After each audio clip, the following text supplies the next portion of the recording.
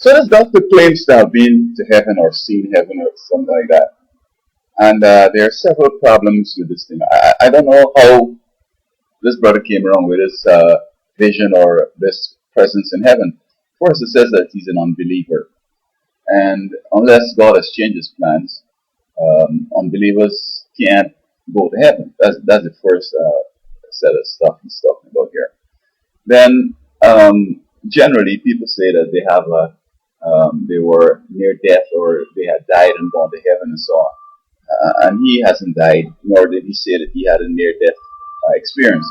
The coma could be anything, medically induced, which is sure to come back to life. It's not as if you were like in an accident and you were going and so on. And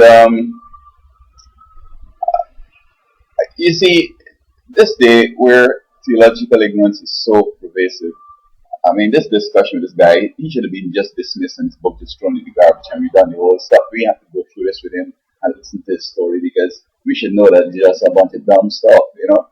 But folks find it something to talk about and to have out there. Just like another, just similar to Kanye West doing the naked thing, the porn. The boy saying that his computer was stolen with nude pictures and all that. It's just a publicity stunt, and he seems to be selling the book. And people who buy that book basically don't have any theological understanding. Not every book out there needs to be read or even to be purchased. You just look at the issue and you know that it's just dumb stuff, and you just leave it and you just move on. And I mean, holy men would have liked to go into heaven, and you know, God hasn't. Heaven is not, say, like the Carnegie Hall or Congress or something like that. Heaven is a special place, and Jesus says that He's coming to take people to heaven. So I don't see how He could have gone to heaven, and reading the book is just a waste of time because I mean it's going to conflict with the Bible and it doesn't make sense. Period. So He seems to be making some money, and anybody could come here with a well-written fiction and claims anything and bring in its form.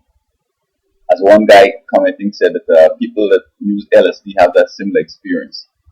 But he looks sincere. It looks as if he's kind of like telling the truth and all that. But I mean, he's deceived. On the other hand, most of us have been to heaven. Almost anybody who has taken a plane flight went to heaven because there are three heavens. There's the heaven where God is. There's the starry heaven, and there's the heaven where the birds fly.